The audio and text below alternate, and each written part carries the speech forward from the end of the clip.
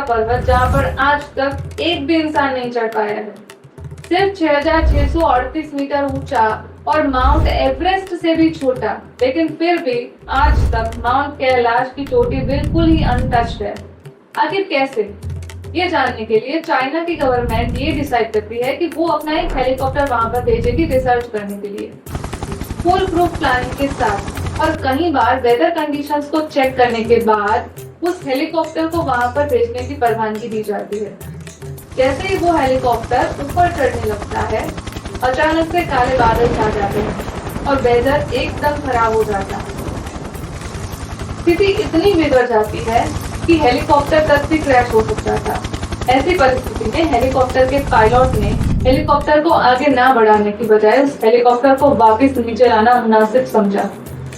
2021 incident के बाद China की गवर्नमेंट ये डिसाइड करती है कि माउंट कैलाश पर चढ़ाई एकदम बैन कर दी जाएगी। आखिर ऐसा तो क्या है माउंट कैलाश पर कि आज तक वहां पर कोई नहीं चढ़ पाया है और आज तक उस पर्वत का राज कोई भी नहीं खोल पाया। अब समझते हैं माउंट कैलाश की जियोग्राफी। माउंट कैलाश से 4 अलग अलग नदियां निकलती है और चारों की दिशा अलग अलग है। जैसे कि एक नॉर्थ से तो दूसरी साउथ से, ईस्ट से तो वेस्ट से। इससे भी ज़्यादा इंटरेस्टिंग चीज़ ये है कि माउंट कैलाश के पास 2 लेक है। एक का नाम है मानसरोवर और दूसरे का नाम है राक्षस स्थल, और दोनों का अपना अलग अलग रहस्य है। पहला है मानसरोवर, जिसका पानी बहुत ही ज़्यादा मीठा और बहुत ही ज़्यादा पवित्र माना जाता है। ऐसा कहा जाता है कि इस लेक में ब्रह्म मुहूर्त में भगवान और देवगण आते हैं स्नान करने के लिए। और इंटरेस्टिंग बात यह है कि इतनी ज़्यादा ऊंचाई पर होने के बाद और इतना ठंडा टेम्परेचर होने के बाद भी मानसरोवर का पानी कभी भी फ्रीज नहीं होता। और उसके सामने दूसरा लेक राक्षस स्थल, जिसका पानी एकदम जहर जैसा खारा, और ये माना जाता है कि राक्षस स्थल का पानी और राक्षस स्थल बहुत ही अपवित्र है। वहाँ पर ज़्यादा देर तक रहना भी नहीं चाहिए। 2 लेक, एक ही ज़मीन, सिर्फ एक पतली सी दीवार उन दोनों लेक्स को अलग करती है। फिर भी दोनों का अपना अपना रहस्य है। आखिर ऐसा तो कैसे हो सकता है? और ऐसा भी माना जाता है कि राक्षस स्थल का पानी कभी गायब हो जाता है तो कभी अपने आप से वापस आ जाता है, और इसी वजह से राक्षस स्थल को गोस्टेड लेक भी कहा जाता है। आज से कुछ साल पहले कुछ माउंटेनियर्स, जिन्होंने बहुत ही ज़्यादा बड़े बड़े पहाड़ चढ़ रखे थे, वो ये डिसाइड करते हैं कि वो माउंट कैलाश चढ़ेंगे। लेकिन उनको नहीं पता था कि ये उनकी ज़िंदगी का सबसे ख़राब डिसीजन होने वाला है।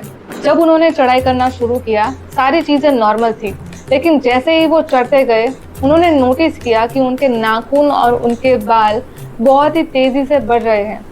इतना ही नहीं, उन्होंने ये भी नोटिस किया कि उनकी उम्र भी बहुत ज़्यादा तेज़ी से बढ़ रही है। ये सारा कुछ देखने के बाद वो ग्रुप नीचे आने का डिसाइड करता है, और नीचे आने के बाद 2 साल के अंदर अंदर उन सारे लोगों की मृत्यु हो जाती है। ऐसा कहा जाता है कि माउंट कैलाश पर टाइम बहुत ही तेज़ी से बढ़ता है। इसके पीछे शायद ये वो रीज़न हो सकता है कि वहाँ पर यूवी रेस बहुत ही ज़्यादा तेज़ होती है, जो हमारी स्किन को बहुत ही जल्दी और ज़्यादा डैमेज करती है।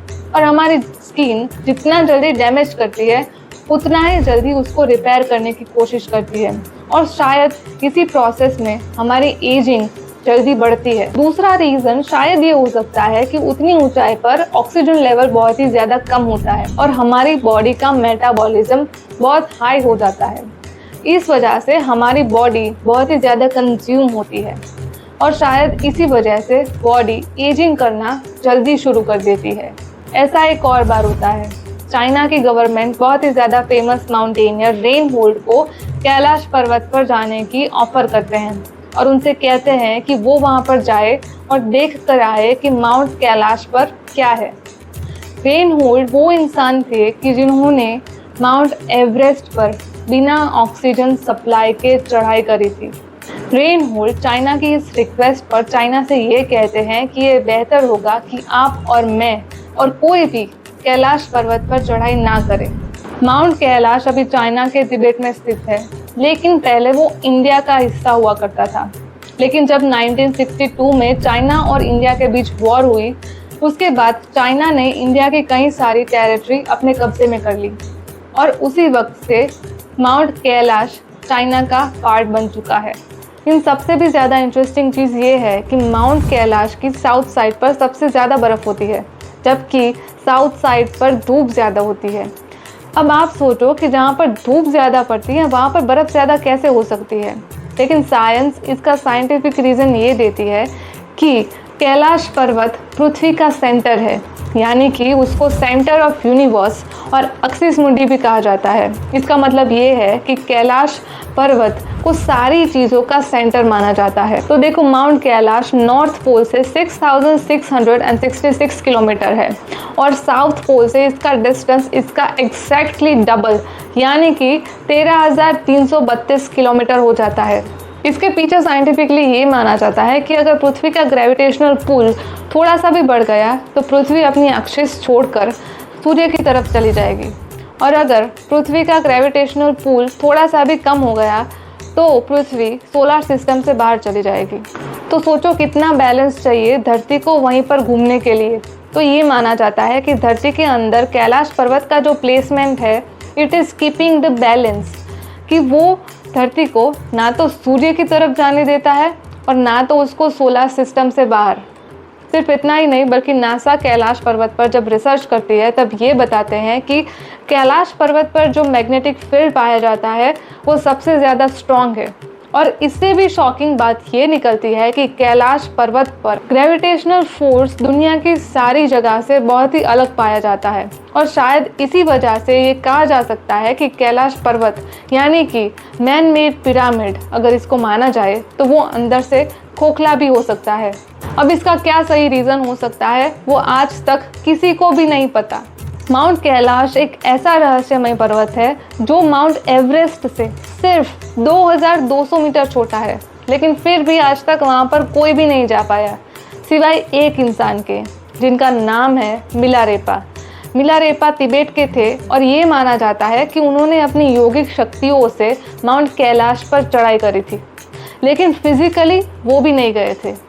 और वो ये कहते हैं कि माउंट कैलाश बहुत ही ज़्यादा पवित्र जगह है और वहाँ पर किसी को भी नहीं जाना चाहिए। और हमारे धर्म में ये माना जाता है कि माउंट एवरेस्ट भगवान शिव जी की यानी कि शंकर भगवान की रहने की जगह है, और जब तक कि शिव जी की कृपा नहीं होगी, जब तक कि उनकी इच्छा नहीं होगी, वहाँ पर कोई भी नहीं जा पाएगा।